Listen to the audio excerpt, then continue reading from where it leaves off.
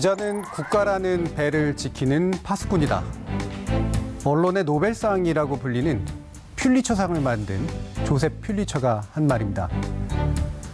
물론 여기서 말하는 국가는 단순히 정부를 얘기하는 게 아니라 우리의 공동체를 말합니다.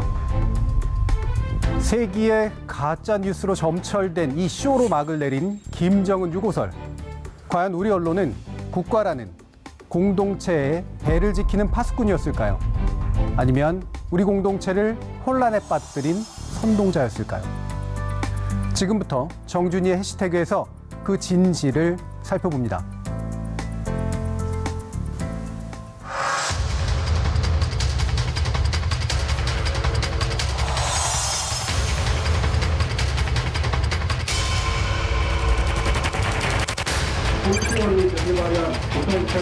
우리 정부의 공식 입장은 어떤 겁니까? 정부의 공식 입장은 특이 동향이 없다라는 것이 기본 입장입니다.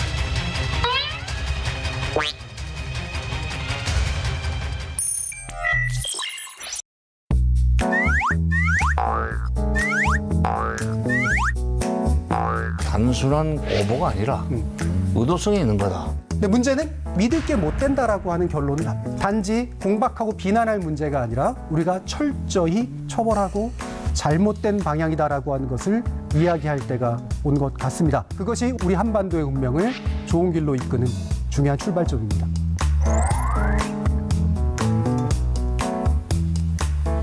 지난 김정은 위원장이 나타나기 전까지 약 20일간의 뉴스를 보면 이런 생각이 들었습니다. 초고를 일으켰으면 고려는 물 건너갔다. 네, 원고려는 물 건너갔다는 생각이 들었는데 드디어 나타나긴 했습니다. 김정은 위원장이 5월 2일 날 이제 요 뉴스들 좀 그만 볼 수 있겠구나. 요 잘못된 초고들 좀 그만 볼 수 있겠구나 하는 생각이 들었는데 언론은 아직 김정은 위원장 그러니까 북한과 헤어질 준비가 안 된 것 같습니다. 예. 그 한국과 그러니까 대북 관계의 특성상 여러 가지 정부가 제대로 노출되지 않고 다양한 추측들이 난무할 수밖에 없는 그런 문제가 있긴 있습니다만 우리 언론이 이제 특히나 김정은 위원장의 건강 관련된 이슈에 이렇게까지 이제 주목하게 되는 이유가 뭐고 그것으로 나타나는 사실은 대단히 중요한 문제들은 무엇인가 그리고 이 언론의 진짜 목적은 어디에 있을까라고 하는 부분을 오늘 아마 좀 찬찬히 짚어봐야 될 것 같은데요. 그런 면에서 우리 전문가님들의 진단도 굉장히 중요할 것 같습니다. 그래서 먼저 조한범 통일연구원 선임연구위원 모셨습니다. 네, 안녕하세요.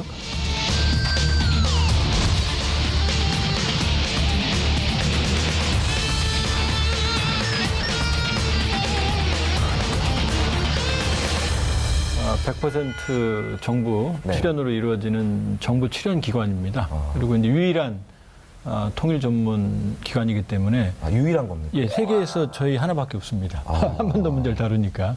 정부에서 운영하는 이제 정책 연구기관들이 이제 다수가 있고요. 예. 한반도 문제에 있어서 가장 전문적인 그런 사실 국가하고 어떤 면에서 보면 그걸 30년 이상 누적시켜온 굉장히 중요한 정부의 출처 뭐 이렇게 생각하시면 될 것 같습니다. 네. 그 다음은 북한 전문 기자이자 연합뉴스 한반도부 부장님이신 장용훈 기자님 나오셨습니다. 네, 안녕하십니까.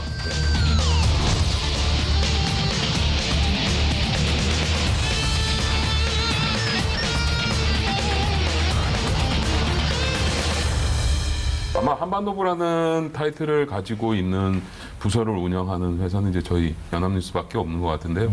다른 언론사에는 없는 그 북한 뉴스 모니터링 팀이 있습니다. 그러니까 북한 방송 모니터링 팀이 있어서 북한의 입장을 전달하는, 소개하는, 또 경우에 따라서는 해설이 필요할 때는 해설도 하는 그런 역할을 하고 있습니다. 굉장히 실례되는 질문일지 모르겠는데 혹시 뭐 지금까지 좀 인상적인 특종이 한번 빵 터진 적이 있거나 제가 이제 2009년에 네네. 지금 이제 국내외적으로 큰 파문을 일으켰던 김정은 위원장이 후계자로 내정되는 과정을 2009년 1월에 보도를 했고요. 예. 그리고 그 이후에도 꾸준히 김정은 위원장, 후계자 김정은 위원장을 중심에 두고 다양한 기사들을 써서 뭐 이런저런 상도 좀 많이 받고 뭐 주머니 사정도 조금 따뜻한 그런 계기를 마련하죠. 이렇게 대북 문제나 이런 거는 한반도 운명에 있어서 굉장히 중요한 거기 때문에 어떤 분야를 딱 잡고 전문성을 쭉 키워가는 것은 굉장히 중요한 일인데 사실 이제 우리나라 그 남한 정부의 성격에 따라서 약간 이제 파동이 좀 있는 편이어서 그 부분에 있어서의 좀 문제들이 좀 있을 것 같아요. 이렇게 통일연구원 계시면서 사실은 그런 문제를 좀 혹시 좀 느끼시진 않으신가요? 한반도 소위 코리아 디스카운트 안보 리스크가 굉장히 큰 데거든요. 그렇기 때문에 기사 하나, 그다음에 저희들의 연구 결과물 하나로 사실은 쉽게 말하면 증시가 흔들립니다. 네. 국민 정서부터 시작을 해서 그렇기 때문에 상당히 위중한 부담을 갖고 있고요. 오늘 이제 주제만 해도 이게 해프닝으로 끝났다 그러지만 이게 해프닝이 아니에요. 어마어마한 피해가 발생을 했을 겁니다. 왜냐하면 시장은 이 안보 리스크에 대한 판단 능력이 없기 때문에 기사라든지 뉴스라든지 아니면 저희 같은 전문가들의 얘기를 주시하거든요. 예를 들면 정부가 DMZ 뭐 발표를 하고 저희 연구진이 해당 지역에 가면 해당 지역의 언론이 이걸 온 것만으로 대서특필해요. 그럼 그 지역 땅값이 흔들립니다. 예를 들면. 북한은 이미 우리 생활에 들어와 있고 근데 그런 정보들을 너무나 가볍게 소설처럼 아까 뭐 원고를 말씀하셨지만 저도 이번에 마음을 바꿨습니다. 소설가가 돼야겠다. 전문가는 돈을 못 벌어요. 소설을 쓰면 이건 어마어마하게 뭐 조회수가 몇백만 원 기본입니다. 그래서 지금 심각하게 고민 중입니다. 그래서 한 분의 소설가가 탄생할 뻔 했습니다. 고민 중이라고 그랬습니다. 예, 그렇죠. 예, 뻔했다고. 예. 이렇게 언론이나 전문가들의 정보가 오염되어 있거나 믿을만하지 않다라고 했을 때 생기는 사회적 신뢰 붕괴라고 하는 게 얼마나 큰 문제를 불러일으키는가라고 하는 걸 아마 이 사안을 통해서 잘 알 수가 있을 텐데요. 그래서 이 언론이 왜 의혹을 중심으로 제기를 해서 특히나 이제 김정은 위원장의 건강 이상설을 위주로 아직까지도 이 의혹이라고 하는 그 프레임 자체를 거두지 않은 채 지속적으로 정보 혼란을 야기하고 있는가라는 부분을 짚어봐야 될 것 같아요. 자, 이 부분 장용우 기자님 보시기에 언론 안에 또 있으시니까 도대체 왜 이럴까라는 생각을 하시나요? 북한 뉴스가 더 저런 식으로 증폭이 된 데는 포탈의 역할이라는 것도 굉장히 크다. 뭐 저만 하더라도 사실은 언론사에 종사를 하지만 신문보다는 핸드폰을 휴대전화로 보고 그 뉴스를 접하는 경우가 많으니까요. 그런 측면에서 보면 클릭 수가 평가하는 척도가 되고 그러다 보면 더 자극적이어야 되고 앞서 쓴 언론과는 다른 내용을 써야 되고 자극적인데 다른 내용을 써야 되니까 그 속에서 언론들이 그런 프레임을 벗어나려고 하는 시도들 이런 것들도 한몫하지 않았나라는 생각을 좀 합니다. 사실상 사망설, 사실상. 네. 뭐 식물인간설, 그리고 99% 사망설. 전 이게 제일 웃겼습니다. 99%. 네. 그리고 혼자서는 설 수 없다. 뭐 손을 떤다. 뭐 여러 가지 뉴스들이 많았습니다. 그러면 그거죠. 그러니까 새로 뭔가 이렇게 터뜨리면 예를 들면 김정은에게 건강 이상이 있다면 누구도 아마 그 클릭을 유혹을 감당해낼 수 있을 사람 없을 겁니다. 저도 사실은 눌러봤고요. 그다음에 네. 그다음에 무슨 얘기가 나올까를 또 기다릴 수밖에 없는 그런 심리적인 조건에 사실 있을 수밖에 없고 그러니까 뭔가가 또 후속 보도로 나오면 당연히 또 눌러보고 이렇게 되는 상황들이 온단 말이죠. 근데 그 과정에서 새로운 뉴스 뭔가를 부과시켜야 되니까 사실 확인되지 않은 그런 이야기들을 계속해서 부과시켜 놓는 걸 당연한 관행처럼 지금 하고 있다라는 얘기잖아요. 네. 사실 대단히 두려운 일인데 두려워야 마땅할 일인데 그걸 하고 있는 이 구조에서 뭔가 문제가 있지 않을까라고 생각이 들거든요. 주한범 위원은 이렇게 이런 뭔가 왜 이렇게 과감하게 새로운 정보라고 치고 사실은 확인되지 않은 정보를 그거를 왜 사람들이 소비하게 될까? 일단 이 상황을 복기를 해보면요. 예. 이제 태양절 안 나온 거는 그건 팩트죠. 네. 그런데 이제 문제는 20일부터 터집니다. 김정은 위원장이 향산 진료소에서 심혈관계 수술을 받고 여전히 향산 특각에 치료 중이다. 김만유 병원의 의사가 집도했고 그 다음에 조선적십자중앙병원 평양의대 의사들이 불려갔다. 이게 시작입니다. 네. 자, 여기부터 설명을 드릴게요. 근데 이게 완벽한 날조 기사입니다. 날조. 김만유 병원은 북한 병원에서는 3류 내지는 4류 병원이에요. 문재인 대통령 아프시면 동네 병원 의사가 불려가 집도합니까? 아니죠. 김씨일가는 봉화진료소라는 데가 있고 간부들은 남산진료소, 어원동진료소라는 데가 따로 있어요. 여기 언급 하나도 없어요. 그다음에 우리가 아프면은 서울에서 진료받지 설악산 가서 진료받습니까? 완전히 날조된 뉴스입니다. 네. 자, 두 번째. 그랬더니 이제 근데 21일 날 이제 드디어 CNN이 사고를 친 거죠.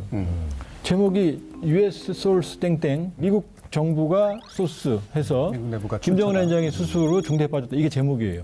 근데 내용을 보면 미국 관리도 김정은 위원장이 수술로 중태에 빠졌다는 인텔리전스 첩보, 정보도 아닙니다. 첩보를 모니터링하고 내용은 그거예요. 이게 데스크도 잘못이고 기자도 잘못이고 정말로 이런 기사 나올 수가 없거든요. 네. 바로 앞뒤가 다르거든요. 이제 뭐 산케 아사히부터 이제 로이터부터 시작해서 블룸버그 이제 어마어마한 이제 전 세계적인 언론들이 소설을 쓰기 시작한 거죠. 제가 보기엔 소비자가 더 문제예요. 네. 왜냐하면 저도 사실 이게 모든 게 낭설이라는 그 유튜브 방송을 뭐 단체랑 찍었는데 네네. 이게 완전히 낭설이라는 걸 다 근거를 들었거든요.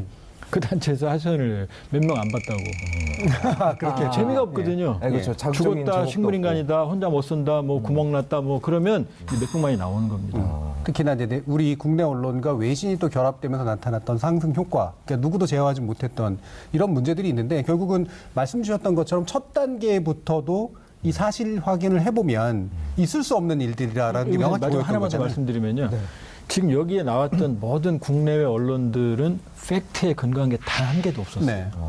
여기서 이제 언론 사대주의도 좀 봐야 될 것 같아요. 네. TBS 북한 정보 매체 아니죠? 여기가 사실은 CNN이나 블룸버그나 로이터보다 정보력이 더 앞서요. 네. 근데 우리는 그쪽에서 얘기를 하면 쌍케이다 아사이다 얘기하면 그냥 확 넘어가는 거죠. 그쪽과 인터뷰하면은 여기서 거꾸로 인용합니다. 제 이름을. 수없이 많은 언론에서. 사실은 비극이죠. 네. 이렇게 이제 좋은 교정 정보들을 내는데도 불구하고 이제 그게 소비가 되지 않는 현상에 대해서 소비가 안 됐어요. 예, 있었습니다. 지속적으로 예, 있었습니다. 아마 전문가로서는 당연히 안타깝게 느낄 수밖에 없을 것 같은데요. 말 그대로 이제 특이 동향이 없음에 대해서 지속적으로 얘기했고 그 정부가 모르고 있거나 또는 거짓말을 하고 있다라고 그렇게 이제 심리적으로 계속해서 밀어붙인 그 상황들이 계속 문제였던 것 같습니다. 네. 그래서 왜 이런 것들이 벌어졌는지 아마 언론 내용들 통해서 우리가 좀 확인해 봐야 될 것 같아요. 네, 김정은 위원장이 보란듯이 등장을 했습니다. 그런데 사망설을 줄곧 주장했던 태영호, 지성호 당선자의 김정은 생존 확인 후 반응도 논란이 되었는데요. 어떤 내용인지 저희 보이스 아나운서 보아 씨가 정리했습니다. 네, 5월 2일 김정은 위원장의 생존 소식이 알려진 후 태영호, 지성호 당선자의 입장 보도입니다. 태영호 당선자는 개인 페이스북을 통해 결과적으로 저의 이 분석은 다소 빗나간 것으로 보인다. 그러나 과연 지난 20일 동안 김정은의 건강에는 아무 이상이 없었던 것일까라며 또 다른 의혹을 제기했고요. 지성호 당선자는 MBC와의 통화에서 김정은의 건강 문제가 없는지는 좀 더 지켜보면 좋을 것 같다면서 진실은 숨기려 해도 숨겨지지 않고 밝혀질 것이니 지켜보라고 덧붙였습니다. 자, 이 부분 보면 그 큰 야당의 이제 당선인이고 그다음에 과거에 이제 북한에서 뭐 일부 고위층에 속해 있었거나 또는 이제 출신은 좀 다르긴 합니다만 북한에 대한 정보를 알고 있으라고 사람들이 이제 기대하는 사람들의 입에서 이제 나온 이야기들이기 때문에 굉장히 많은 효과를 이제 가두었는데 그 실제로 이제 태영호 당선인 같은 경우 결국에는 이제 뭐 사과문을 발표하는 그런 형식을 취하긴 했습니다만 역시 그것도 보면 이제 마지못해 하는 듯한 그런 느낌이 이제 들었던 거죠. 자, 이 부분, 그러니까 이렇게까지 큰 문제를 낳음에도 불구하고 그 입들이 왜 이런 확인에 대한 것도 부족했고 사실 확인이 이루어진 이후에도 계속 의혹 제기식에 제대로 된 어떤 사과를 하지 않는 이유는 무엇일까? 장훈 기자님 어떻게 보세요? 자신들의 주장이 틀렸다라는 걸 인정하기가 굉장히 거북해하는 것 같아요. 사실 저는 뭐 태영호 당선인의 언급은 그렇다 치더라도 지성호 당선인이 속단 말고 지켜보자라고 했는데 본인이 조금 더 속단하지 않고 자신 스스로 언행을 좀 조심했다면 지금과 같은 상황에 처하지 않았을 것 같은데 탈북민 출신 국회의원이라고 하더라도 결국은 탈북민의 범주 속에 들어있는 분이구나라는 생각을 많이 하게 됐어요. 앞으로 적어도 이런 부분에 있어서만큼은 특히 북한의 내밀한 정보와 관련해서만큼은 한 번 더 검증을 하자. 아, 저분들이 저렇게 이야기했는데 과연 맞을까? 라는 부분들. 이번 김정은 위원장의 건강 이상설과 관련된 이 소동 속에서 가장 큰 언론의 문제는 저는 쿼트 저널리즘, 따옴표 저널리즘이라고 생각을 해요. 그러니까 태영호는 땡땡 뭐라고 얘기했다. 지성호는 땡땡 뭐라고 얘기했다. CNN은 땡땡 뭐라고 했다.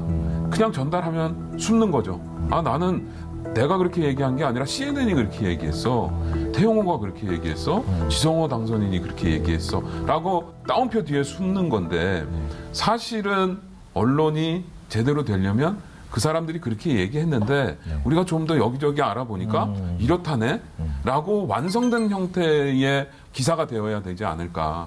이게 논리학의 이제 오류 중에 이제 권위에 의한 입증의 오류라고 하는 게 있는데, 그러니까 말하는 사람이 누구냐에 따라서 그 말의 내용의 이제 진위가 이제 판단되는 그런 경향이 있다라는 거잖아요. 근데 지금의 말씀을 들어보면 그 말하는 사람이 비록 북한하고 연계된 사람이라고 하더라도 북한하고 연계된 정보를 말할 수 있었던 지위나 경험을 가지고 있었던 사람인가 이 부분을 이제 선판단하는 것이 굉장히 중요하다라는 그런 말씀이었던 것 같고요. 실제로 이제 탈북민 출신이 우리나라 국회의원이 된 거에 대해서 한 외신은 되게 긍정적으로 보도한 적이 있었어요. 왜냐하면 이념적으로 적대적 관계에 있는 국가의 출신이 그것도 2세대가 아닌 1세대가 좀 유력한 야당의 국회의원이 됐다라고 하는 것은 한국 사회가 얼마나 관용적인 사회인가를 보여준다라고 얘기를 했는데 저는 그 부분도 전 올바른 지적이라고 생각합니다만 최근에 한 탈북민께서 그 어떤 자기네 심경을 토로한 글을 제가 인터넷에서 본 적이 있는데 그분들이 자신을 팔아서 지위를 얻어서 그다음에 그 탈북민들이 더 많은 오해를 받을 수밖에 없는 상태를 만들어내는 것이 과연 책임 있는 사람들이 할 일인가라는 식의 이제 불편함을 호소했었던 그런 일들도 우리는 좀 생각을 해봐야 될 것 같습니다. 저도 탈북자 지인이 많습니다. 네. 근데 여러 통의 걱정하는 전화를 받았어요. 그 후유증이 다 우리한테 올 텐데 그렇죠. 이걸 어떻게 하느냐. 네. 정말 하소연을 이번을 계기로 탈북민 전체에 대한 시각을 매도하지는 않았으면 좋겠다. 네. 훨씬 진지하고 열심히 이 사회에서 정착하고 일상을 영위하는 분들이 아주 많거든요.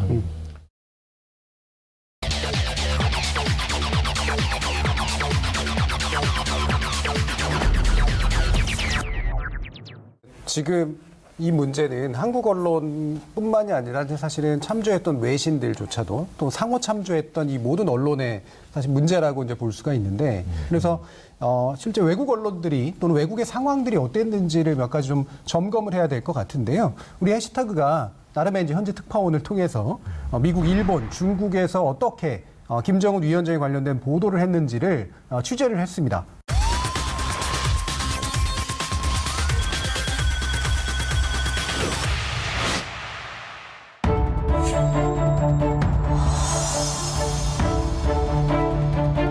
네, 안녕하세요. 저는 미국 조지 워싱턴 대학 한국학연구소의 김연호 부소장입니다.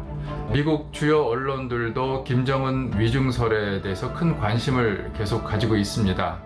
한반도와 그 동북아 또 미국의 국가 안보에 대해서 굉장히 큰 영향을 미칠 수 있는 사안이기 때문에 아무래도 미국 언론이 관심을 가질 수밖에 없었고 그동안 코로나 바이러스 관련 비슷비슷한 뉴스를 접하다 보니까 그런 면에서는 김정은 위중설이 굉장히 신선하다고 해야 되나요?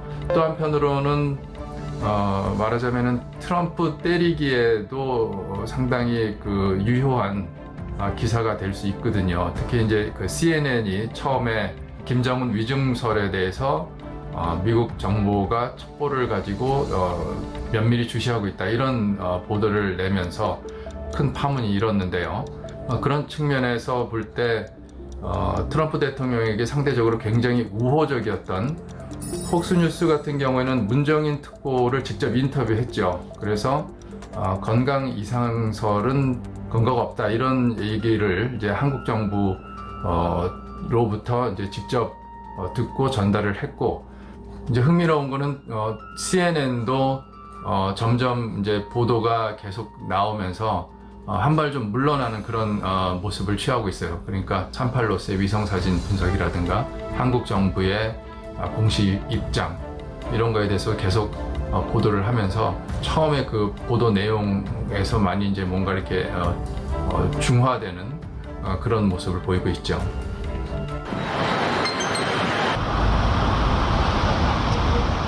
안녕하세요. 정준이 해시태그의 오늘 1일 특파원 김민정입니다. 산케이 신문은 미국의 트럼프 대통령이 김정은 위원장의 건강에 대해 알고 있다라고 말했다면서 멀지 않은 미래에 여러분도 알게 될 것이다 라고 말했다고 보도를 했고 일본의 슈칸 겐다이가 김정은 위원장의 식물인간설을 보도해서 한국에서도 보도가 됐고 굉장히 큰 주목을 받았습니다. 일본에 있는 북한 전문 미디어 아시아프레스 인터내셔널이라는 미디어인데요. 여기에는 이제 북한에 있는 노동당원을 인터뷰해서 실었습니다. 한편 데일리 스포츠 같은 경우에는 아예 그냥 인터넷에 떠도는 소문을 지금 인터넷에 올리고 있는데요. 예를 들어서 지금 나타난 김정은 위원장이 김정은이 아니다 닮은 배우다. 그리고 헤어스타일이 다르기 때문이다. 얼굴이 좀 다르다라는 그런 개인적인 발언들을 기사에 담고 있습니다. 하지만 이 기사에는 어디에도 그런 것을 뒷받침하는 객관적인 취재는 되고 있지 않은데요. 그 외 언론들도 기본적으로는 CNN의 보도나 로이터 통신의 보도를 빌려와서 건강 이상설이 외신에 돌고 있다라고 정도로만 전했지 어딘가 거기서 조금 더 나간 그런 취재력을 보여주지는 못했습니다.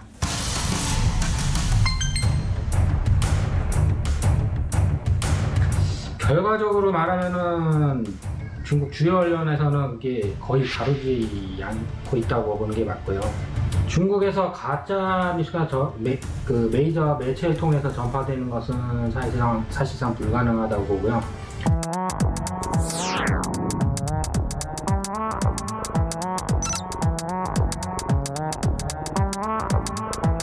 하지만 이런 혼란의 중심에는 대부분이 소셜 미디어를 통해서 전파되는데 이번 건도 소셜 미디어의 하나에서 이제 대화창에서 나온 대화 내용이 한국어로 전파되고 확대, 재가공돼서 이제 퍼지게 된 거라고 보고 있습니다. 최근에 이제 이슈가 됐던 김정은 건강 이상설에 대해서는 중국이 북한에 대해서 많은 정보를 가지고 있음에도 공식 논평을 내지를 않았어요. 한 걸음 물러서서 이제 관망하고 있는 태도를 유지했는데 이것은 CNN이나 BBC 이제 대표적인 서방 언론한테 이제 휘둘리지 않겠다. 이것을 방증하는 게 아닌가 생각합니다. 미국이 북한 김정은의 이슈에 이렇게까지 관심을 가졌던 이유는 아무래도 대선 때문이겠죠? 대선도 있지만 네. 사실은 원래는 미국 대선의 한반도 문제는 전혀 영향을 안 미칩니다. 아, 전혀? 예, 우리 착각이에요. 네, 그렇죠. 이게 한반도 문제 천동설에 빠져 있는 거죠. 우리가. 그렇죠. 우리 문제니까 중요하다고 생각하죠. 그런데 트럼프 대통령이 이번에는 끌고 들어갔어요. 왜냐, 지지난해 얼마나 재미를 봤습니까? 스톡홀름에서, 하노이에서, 그다음에 630 판문점에서 전 세계 시선을 끌고 다니면서 북한을 미국 대선으로 강제로 끌고 들어갔어요. 트럼프 대통령이 첫 번째. 그리고 두 번째는 북핵 기업을 현실화로 받아들였고 결국 북한이라고 하는 문제가 가지고 있는 세계적인 휘발성 그리고 트럼프 대통령의 컨벤션 이펙트 지난 2년간에 이게 사태를 더 키운 거죠. 그렇기 때문에 필요 이상으로 이 문제가 더 커졌고 이게 이제 그 일파만파로 커져간 거죠. 여기서 하나 더 말씀을 드리고 싶은 게 울리백이라고 그 위대한 독일의 사회학자가 위험사회라는 얘기를 한 적이 있어요. 위험사회. 빈곤은 위계적이지만 수모군은 민주적이다. 그러니까 모든 새로운 위험 앞에 모든 인류가 직면해 있다는 얘기거든요. 코로나가 그런 거죠. 근데 저는 이번 사태를 보면서 특히 한국에 국한해 본다면 코로나보다 더 무서운 게 바로 불신. 미국도 마찬가지입니다. 미국도. 말씀하신 그 위험사회 있지 않습니까? 네.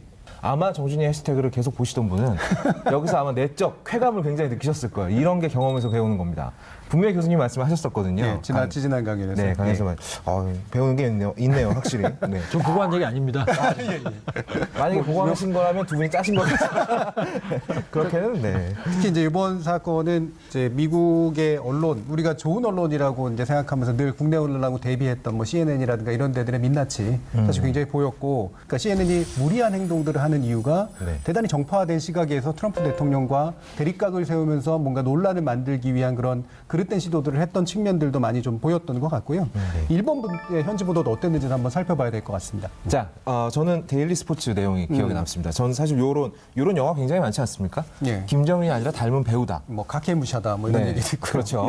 광해라는 또 우리나라 영화도 있었고 객관적 근거가 전혀 없습니다. 사실 이건 위성으로 본다 그래서 보이는 것도 아니고. 네. 근데 이런 기사를 쓰는 다른 의도가 있을 것 같은데요.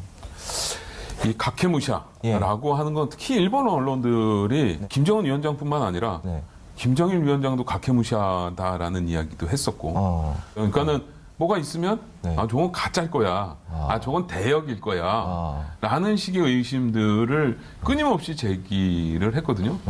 근데 이제 일본 언론들이 제가 뭐 보면 북한을 희화화해서 뭔가 TV에 나와서도 북한에 대해서 희화화하는 뉴스들을 많이 하죠. 네. 이렇게 그 일본이 보여주는 선정주의적, 특히 이제 북한의 안 좋은 모습을 선정주의적으로 오용하는 건 참 뭐 어제 오늘의 일이 아니고 이번엔 특히나 슈칸 겐다이라는 주간지가 김정은 위원장 식물인간설을 보여줌으로써 구체적이기 때문에 거짓말에 가까울 수 있는 이제 그런 사례를 보여주지 않았나 싶었는데요. 보아와 함께 알아보도록 하겠습니다. 4월 25일 보도된 동아일보 기사입니다. 일본 주간지 김정은 수술받은 뒤 식물인간 상태.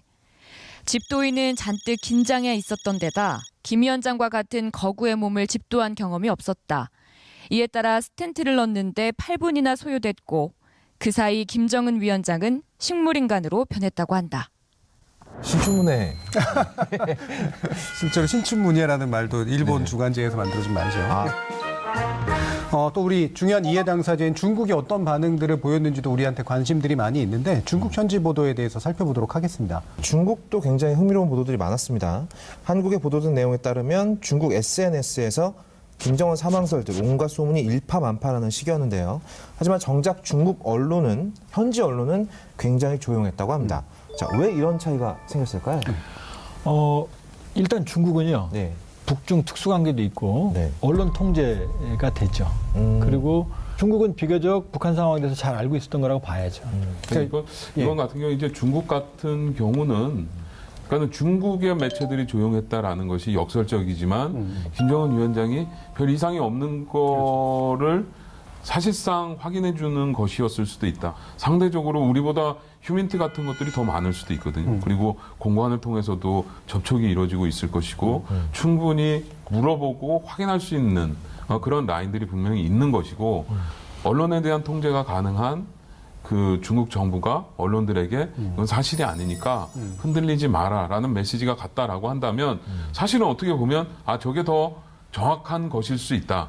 라는 판단을 할 수 있는 부분이라고 할 수 있는 것 같아요. 언론의 자유가 없기 때문에 오히려 정확한 뉴스가 그러니까 이게 나오는. 언론학에게는 굉장히 좀 곤혹스러운 이야기예요. 그러니까 언론학에서 얘기하는 언론의 모형이 되게 여러 가지가 있는데 대표적으로 이제 공산주의나 권위주의 모형 같은 경우에 언론 자유가 보장이 안 되기 때문에 정보를 믿을 수 없다라고 하는 게 그렇죠. 정설인데 네. 지금 같은 조건에서는 오히려 통제되면서 절제된 방식으로 정보를 내보낸 게 결과적으로 믿을만했던 그런 상황들이 생기기 때문에 이런 서방 언론을 그냥 무조건 쫓아가면서 믿었다라고 얘기할 수 없는 상태가 만들어지는 거죠. 그래서 여러모로 뭐 코로나 사태 이후로도 그렇고 언론학에게도 굉장히 중요한 난제들이 던져지고 있는 것 같습니다.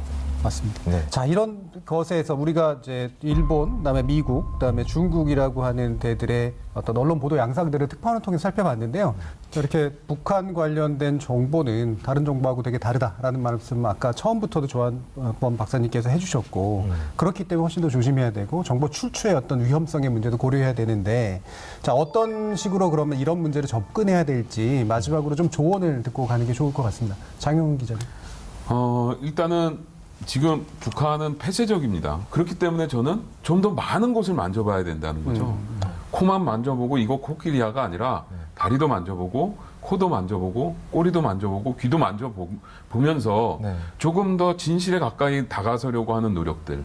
크로스 체크라는 건 반드시 선행되어야 한다라고 저는 생각을 해요. 특히 북한 보도에서는. 그리고 북한 문제에 있어서 너무 단정은 하지 않으려고 합니다. 왜냐하면 북한은 그만큼 폐쇄적이고 제가 단정적으로 알 수 없기 때문에 이제 그러한 부분들에 대해서는 이쪽에서는 이런 견해가 있는데 근데 이런 쪽에서는 이런 견해가 있다. 근데 가중치를 놓고 보면 이쪽에서 하는 이야기가 더 신뢰성이 있어 보인다. 뭐 이런 식으로 해서 조금은 그 다면적이고 다층적으로 취재를 하고 그런 뉴스들을 전달하고 기사들을 만들어내고 보도물들을 생산하는 그런 노력들이 반드시 필요하다라는 생각이 듭니다. 고백 기자분들에게 하시는 말씀인 것 같기도 하고 우리 언론에게 또 하시는 말씀인 것 같기도 해요. 스스로의 다짐이시기도 하고. 네. 크로스 체크를 하지 않으면 잘못하면 크로스 카운터를 만들 수가 있다. 그렇죠. 네. 훌륭하네요. 네. 감사합니다. 그럼 뉴스의 생산자 입장에서 말씀을 들었는데 뉴스를 소비하는 사람들의 입장에서도 참고할 점이 있을 것 같아요. 소비자 입장에서는 음모론, 그다음에 그 관음증에서 좀 벗어나시고 이런 얘기가 세상에 왜 이런 얘기하지 하는 얘기도 같이 봐야만 중심을 잡는다는 얘기. 그러니까 정보의 편식에서 꼭 좀 벗어나시라. 그게 건강에 좋다. 그다음에 정치권은 얘기를 안 할 수가 없죠. 제발 좀 정쟁화 시키지 마라. 이 정쟁화를 안 시켰다면 여기까지 안 왔을 거예요. 정말로.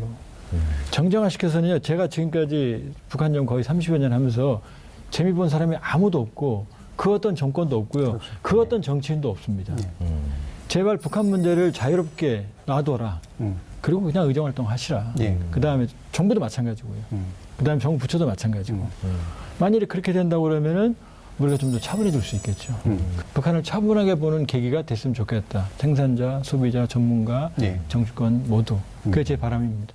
우리가 이 프로그램을 하면서 사실은 신성하다라고 하는 말을 했는데 이게 단순히 하는 말이 아니라 이렇게 북한에 관련된 것은 더더욱이나 그 사실에 따라서 차근차근 나아야지만 문제를 일으키지 않을 수 있다라고 하는 걸 정확히 좀 보여주지 않았나 싶은데요. 이 북한에 관련된 이야기가 가십, 그리고 재미, 그다음에 소설과 유사한 가능성, 가상의 세계로 소비되는 것 상당히 심각한 문제가 있을 것 같고 특히나 정치와 정쟁의 도구로 삼았을 때 대단히 불행한 결말을 빚는다라고 하는 면을 잊지 말았으면 좋겠습니다. 그래서 저희 정세현 전 장관님 또 모시고요. 김정은 유고서를 통해서 한국 언론이 어떤 문제점을 보여왔고 우리는 어떤 남북관계를 지향해야 되는가라는 부분을 좀 더 이야기 나눠보도록 하겠습니다.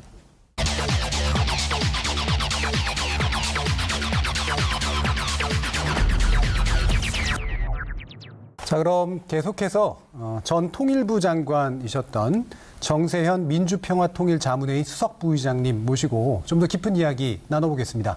장관님, 안녕하세요. 예, 안녕하세요.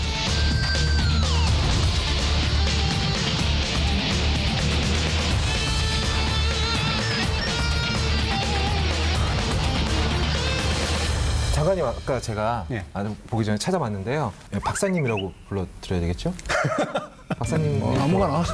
괜찮으십니까? 뭐 세연아 해도 되고.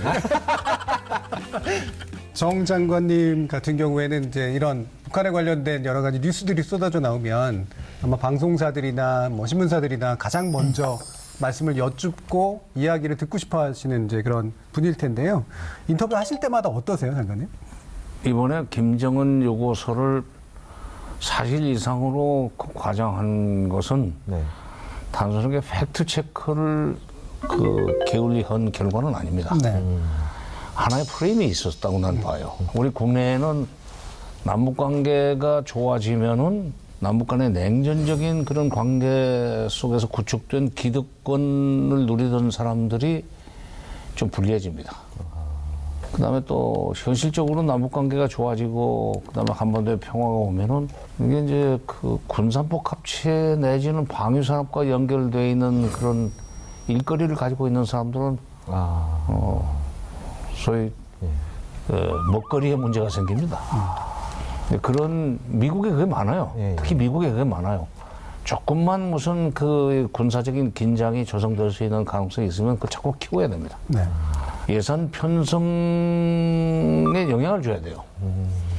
심지어 군산폭 합체와 직접적으로는 그 이해관계가 연결되지 않는 트럼프마저도 아주 알듯 모르듯하게 얘기를 하면서 궁금하게 만들어가지고 그런 페이크 뉴스가 돌아다닐 수 있는 소위 그 연기를 피우지 않았어요. 단순한 그 오보가 아니라 의도성이 있는 거다. 굳이 비유를 하자면 그러니까 주식을 분석해주거나 금융시장을 분석해준 애널리스트가 제대로 된 자료를 가지고 분석을 하는 게 아니라 자기가 원하는 어떤 판을 만들기 위해서 분석, 있죠. 그렇죠. 그런 방식이잖아요. 그리고 그 이익이 걸려 있는 그런 식의 행동들을 한 거고. 그렇죠. 이번 같은 경우에는 결국은 오보로 판명나고 그릇된 것으로 판명나긴 했지만 우리가 좀 경계해야 될 이들이 그럼에도 불구하고 마치 패배한 것 같지만 소기의 성과를 거두고 있는 부분이 혹시라도 있을 수 있을까요? 앞으로도 비슷한 그런 그 보도라든지 또는 정치인들의 발언은 그건 나올 겁니다. 계속. 카메라가 자기한테 이렇게 스포트라이트를 비칠 수 있는 그런 식의 얘기 같으면은 내용이 맞건 틀리건 무조건 내질러 놓고 봅니다. 근데 그거를 또 받았어요. 앞으로 그런 일은 계속 될 겁니다만은 이번 일을 겪는 과정에서 우리 국민들이 확실하게 지금 지득한 학습 효과가 있기 때문에 이게 소식통에 의하면 또는 뭐 한 당국자의 뭐 익명을 요구한 한 당국자의 뭐 증언에 의하면 이런 식의 보도는 이제 안 믿어도 된다는 확실한 학습 효과라고 할까 이것은 낮다고 봐요. 근데 제가 기사를 보니까 마치 이게 그냥 가벼운 예측이 하나 틀린 것처럼 기사 제목이 김정은 사망설 진위 예측 문정인 정세현 판정승 이라는 그러니까 판정은 그럼 김정은 위원장이 판정을 한 건가요? 니들이 이겼어. 그래서 당연히 이런 기사가 나올 거라고 저는 생각은 했고 그 본인들이 어떻게 느껴질지 모르겠지만 그래도 뭔가 이렇게 한쪽에 어떤 오름이 증명됐다라고 하는 건 전 다행이라는 생각이 드는데 지나치게 가볍게 처리하는 아주 언론의 못된 버릇이라고 볼 수가 있죠. 글쎄 정보는 그러니까 이제 우리가 북한 관련해서 정보를 그 수집하는 방법은 이제 두 가지 아닙니까? 과학 장비를 동원해서 정찰기나 위성 이런 걸로 해서 이제 사진을 찍고 그리고 이제 휴민트라고 해서 북한 내부 사정을 조금이라도 알 수 있는 사람들이 있으면 그걸 통해서 사진에 나오는 상황이 맞는지 북한 평양 시내에서는 어떤 얘기들이 돌아다니고 있는지 과학적인 근거를 가지고 얘기하는데 이 소식통에 의하면 그럼 누구냐 그러면 이건 취재원은 밝힐 수 없다는 식으로 도망가는 언론은 그러잖아요. 취재원은 안 밝히는 게 소위 직업윤리라면서 그것도. 근데 그걸 믿고 싶어 하는 거는 아까도 얘기했듯이 소위 분단 체제에서 구축된 기득권을 누리는 사람들은 그쪽을 믿고 싶어요. 일이 잘 안 되길 바라는 거예요. 이런 사람들이 CNN이나 데일리 NK, 심지어 아사히, 로이터 이걸 믿고 싶어 했던 거예요. 외제 좋아하다가 지금 망한 거예요. 장관님 보시기에는 현재 한국 언론 그리고 외국 언론들이 이 북한 문제를 다루는 방식에서의 전문성이랄까 아니면 전문가의 의견을 취합하는 방식의 가장 핵심적인 문제가 뭐라고 보시나요? 솔직히 미국에서 북한 문제라든가 한반도 문제는 정책적인 우선순위가 떨어집니다. 미국에서 제일 중요한 것은 지금 당대에는 중국이에요. 그다음에 한반도 문제나 북핵 문제는 중국을 압박해 들어가는 일종의 레버리지에 불과하기 때문에 그러니까 이것은 우선순위가 떨어져요. 돈 되는 일이 아니에요. 쉽게 얘기해서. 그러니까 이것은 대충 해가지고 여기저기 돌아다니는 얘기를 묶어서 정치부에 있는 사람들 그 북한 문제 좀 기사 하나 써라 이런 식으로 해가지고 쓰다 보니까 자기들이 그 가고자 하는 방향을 우리가 따라올 수밖에 없도록 찍어 누르는 식으로 정치를 하죠. 또 그거를 한국 언론은 그러니까 한국의 정부나 우리가 정책 우선순위가 높기 때문에 가지고 있는 높은 정보의 질을 인정하지 않은 채 외국 언론이라고 그냥 갖다 쓰거나 미국의 정치인이라고 그냥 전언을 그냥 써버리면서 자신이 원하는 냉전 구도를 고착화시키거나 갈등을 조장하게 써버리는 글쎄 거죠. 우리나라가 그러니까 이번에 우리나라 국민들의 의식 수준이랄까 국가관에 대해서 참 놀란 사건이 하나 있습니다. 이번 총선에서 사전투표 그걸 이제 민경욱 현 의원이죠. 문제 제기를 해가지고 시끄러워지지 않았어요. 그걸 재검표해달라는 얘기를 백악관에 왜 총을 넣습니까? 대한민국이 미국의 시군 한 번째 줍니까? 그런 사람들이 있어요. 근데 그게 웃을 일이 아니야. 미국이 고맙고 미국이 존경스러운 시절에 그때 형성된 대미관이라는 게 지금까지도 대물림까지 하고 있어요. 그래서 그때 형성된 대미관이라는 것이 우리 국민들 머릿속에 그대로 세습이 되면서 특별한 문제의식이 없으면은 미국이 하는 것은 뭐든지 옳다. 사람의 두뇌라고 그럴까, 의식이라는 게 이렇게 어리석은가. 그 장관님 말씀처럼 우리가 탈냉전 그리고 탈코로나 이후의 이제 시대의 국제 질서의 변화에 대해서도 명확한 인식을 가져야 될 것 같은데요. 대표적으로 미국에 대해서 가졌던 그릇된 환상, 그렇죠? 그들이 정의로울 것이다, 그들은 한국을 위해서 뭔가 해줄 것이다라고 하는 것들이 깨져나가고 있는 명확한 인식이 필요한 것 같고 또 한 가지가 제가 보기에는 북한에 대한 인식인 것 같아요. 단지 뭐 북한을 동포로 생각해라든가 북한을 좋게 생각하라 이런 얘기가 아니라 북한은 단일 지도 체제이기 때문에 그 사람에게 건강 이상이 생기면 언제든 무너질 것이고 따라서 그 무너지게 되면 급변 상태에 우리는 대비해야 되고 그래서 그 권력을 우리가 접수할 수 있도록 해야 된다라고 하는 인식 속에 되게 갇혀 있다라고 보여지거든요. 아주 굉장히 중요한 대목을 지적하셨어요. 북한의 권력자 유고 상황이 생기면은 반드시 지들끼리 충돌이 일어나고 그렇게 되면 살상이 감염되면서 탈북자가 나올 것이고 그렇게 되면은 결국 이제 가장 가까이 북한 가까이 있는 중국이 그 틈을 타고 군사적으로 밀고 들어올 것이다. 한미 동맹이 손잡고 말하자면 38선을 넘어서서 북한에 들어가 가지고 접수하죠. 이제 소위 정권을 수립하고 통일로 나가야 된다는 식의 얘기를 하는데 그 근거는 헌법 3조를 냅니다. 대한민국의 영토는 한반도와 그 부속도서로 한다. 그런데 91년을 기점으로 해서 북한이 유엔에 가입을 해버렸기 때문에 이제 우리 국군은 북진을 못해요. 그럼 북진하면은 그건 진화폭에서 우리가 올라가면은 침략이 됩니다. 네. 국제법적으로. 그렇죠. 미국이 가면 된다? No.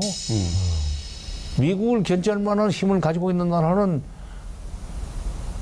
북한 바로 옆에 있습니다. 중국이라는 나라.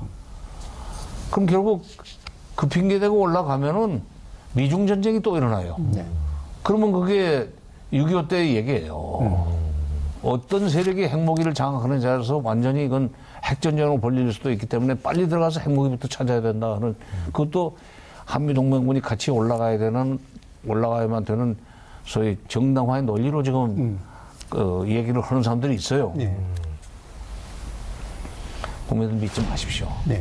그게 우리가 북한을 다른 나라보다 먼저 가서 군사적으로 점령하는 것을 정당화할 수 있는 이유가 되지 못합니다. 교수님은 어떻게 보세요? 이번에 이런 식으로 언론의 장사라고 표현하면 좀 그럴까요? 장사가 이번에 잘 됐습니까? 장사 잘 됐죠. 거의 한 일주일 이상을 뭐 클릭 장사를 엄청나게 했기 때문에요. 근데 이 맛을 잊지는 못할 텐데 이 부끄러움이 앞으로 반복될 가능성은 있지만 점점점 찌그러들 방향으로 갈 것이다라고 저는 개인적으로 판단하고.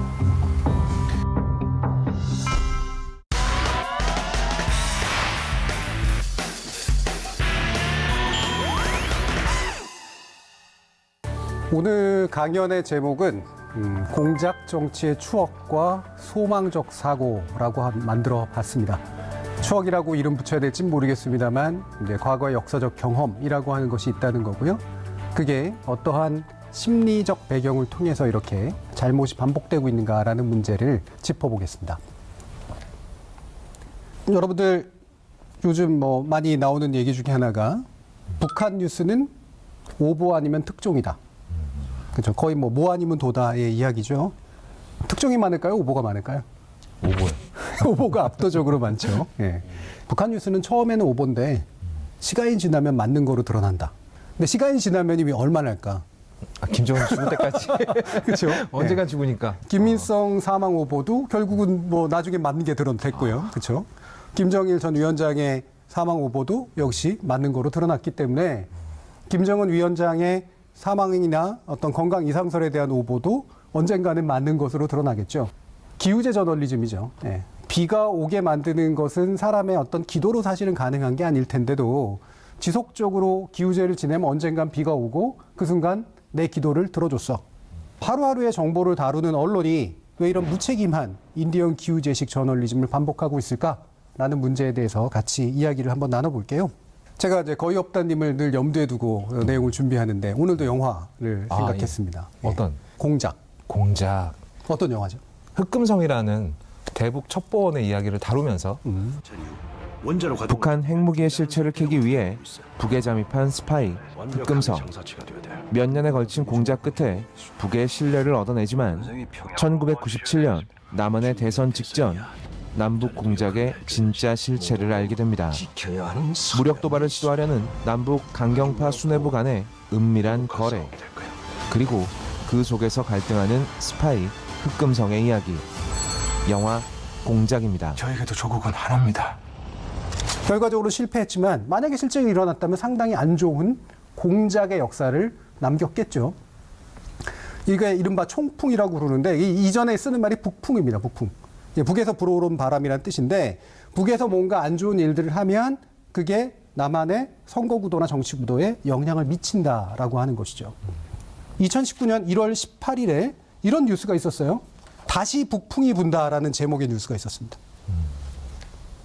이른바 남북 간의 유화 국면, 심지어는 북미 간의 대탕트 국면이 만들어지고 있었던 그런 시점이었는데 그때 이 기사가 나와요. 다시 북풍이 분다. 북풍이라는 말 속에는 바로 우리 안 좋은 공작 정치의 추억 내지 기억이 서려 있죠.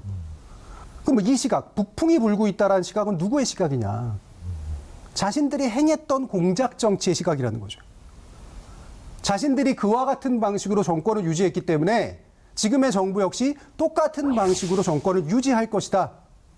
다만 이번에는 냉전이 아니라 유화를 통해서 이런 식의 시각이 이 안에 녹아 들어가 있다라고 하는 겁니다.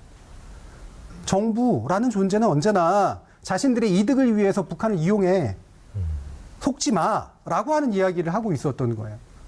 즉 국민들 마음속에 있었던 정부를 불신하는 안 좋은 기억을, 북한을 불신하는 안 좋은 기억을 되살려서 정작 그건 자신들이 했던 일이었음에도 불구하고 현재 남북 유화 국면이라고 하는 것이 결코 국민을 위한 것이 아니다. 그런 이야기를 펼치고자 했던 겁니다. 자, 여기서 음모론이라고 하는 이야기를 해보면요. 북한 정보만큼 음모론이 이렇게 싹트기가 쉬운 정보도 없는데요. 음모라는 건 이런 겁니다. 정보가 부족할 때 발생해요. 정보가 뜨문뜨문 존재하고 그 뜨문뜨문 존재하는 것들을 하나의 그림으로 완성시키기 위해서 음모라고 하는 것으로 채워놓도록 되어 있습니다. 제가 음모론을 이야기한 게 뭐냐면 점으로 정보가 찍혀요. 예를 들면 뭔가 이상 징후가 있네. 평소에도 아팠네. 지금 나왔던 이상 징후라고 이른바 불리우는 정보를 딱 해서 나열했을 때 그거를 묶어서 어떤 소망을 투사시키고 있는지를 볼 수 있게 됩니다. 이번에 북한 김정은 위원장이 관련된 건강 이상설 뉴스가 나오고 나서 그 뉴스의 출발 자체도 잘못된 뉴스였었지만 북한의 급변 사태를 대비해야 돼. 급변 사태가 되면 김여정이 예를 들면 승계할 거야. 아니야. 김평일이 나설 거야. 온갖 소설들이 난무합니다. 자, 근데 우리가 여기서 놓치고 있는 게 있어요. 뭐? 어떤 소망이 투여가 되고 있을까라는 거죠. 어차피 정보가 부족한 상태에서 그걸 묶는 건 누구나 다 묶는다고 친다면 거기에 이런 이야기를 하는 사람들의 소망은 무엇이냐라는 겁니다. 여기서 우리가 놓치고 있는 건 이들의 소망을 읽는 걸 놓치고 있다는 거예요. 이들은 급변 사태라고 묘사하지만 급변 사태가 일어나길 바라고 있는 겁니다. 그걸 통해서 뭘 증명하고 싶은 거냐? 북한은 믿을 만한 존재가 아니라는 걸 증명하고 싶은 거예요. 북한과 협상을 시도하는 모든 종류의 태도는 그릇된 결과로 이어진다라고 하는 전망을 이야기하고 싶은 겁니다. 그들과 협상과 대화를 통해서 되도록이면 갈등이 없는 방식으로 문제를 해결하려고 하는 태도에 정확히 반대되는 소망을 투사시키고 있다는 겁니다. 이 소망이 읽힌다는 거예요. 이거를 심리학에서는 wishful thinking이라고 그래요. 소망적 상, 자기의 마음을 투여시킨다 이겁니다. 정확한 정보로부터 해석을 얻다기보다는 부족한 정보를 통해서 자신이 원하는 바를 자꾸 현실에 대입시키려고 한다. 언론이라고 하는 건 각자의 시각이 있어요. 정치적 시각이 있고 해석의 방식이라는 게 있을 수 있습니다. 특정 정파적 견해를 가지고 있다고 해서 그 언론을 불공정하다고 얘기하는 건 전 맞지 않다고 생각해요. 왜? 누구나 자기 시각이라는 게 있기 때문에 그 시각으로 세상을 바라보는 것 자체를 뭐라고 해서는 안 됩니다. 근데 문제는 믿을 게 못 된다라고 하는 결론을 남겨줬다라는 거죠. 지금의 우리 언론들이 부딪히고 있는 가장 심각한 위기 중에 하나가 바로 이겁니다. 저는 공정하고 좋은 태도를 가지고 있는 믿을 만한 언론들을 원하지만 동시에 더 중요한 건 내가 돈을 내고 살 수 있는 정보를 줄 수 있는 언론을 원합니다. 내가 돈을 지불할 가치가 있는 정보를 주는 언론을 원해요. 이렇게 안보에 취약한 한국의 경제에서 몇 번의 출렁임을 통해서 주가가 흔들리고 코리아 디스카운트가 발생하는 것들을 계속해서 겪어야 했던 우리의 관점에서 보면 대북 정보만큼 정말 냉정하고 합리적인 판단이 필요한 정보가 없다라는 것을 명확히 발견합니다. 우리는 그들을 뒤에 가서 욕할 것이 아니라 그들을 소비해 주지 말아야 되고 그들에게 책임을 끝까지 물어야 됩니다. 그들이 저질렀던 오보, 그들이 저질렀던 잘못된 오류가 우리한테 얼마나 심각한 위기를 안겼는지, 우리한테 얼마나 많은 문제를 안겼는지를 끝까지 책임을 물어야 합니다. 오늘 북한 관련된 정보를 이야기하면서 언론이 얼마나 중요한 역할을 해야 하는가를 다시금 발견할 수 있었는데요.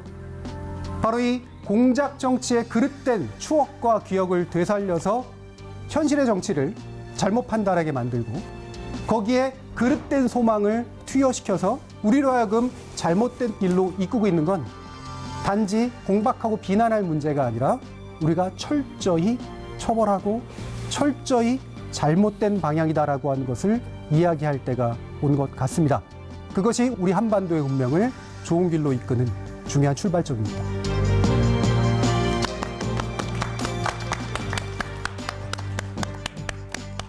자, 잘못된 정보로 사회와 국제 정세를 혼란스럽게 한 언론을 풍자한 멜로우 키친의 스크루업. 그거죠. 망쳤다. 망쳐버렸어. 망했다. 뭐 이런 뜻인데 이 연주와 함께 정준의 해시태그는 다음 주에 다시 돌아오겠습니다.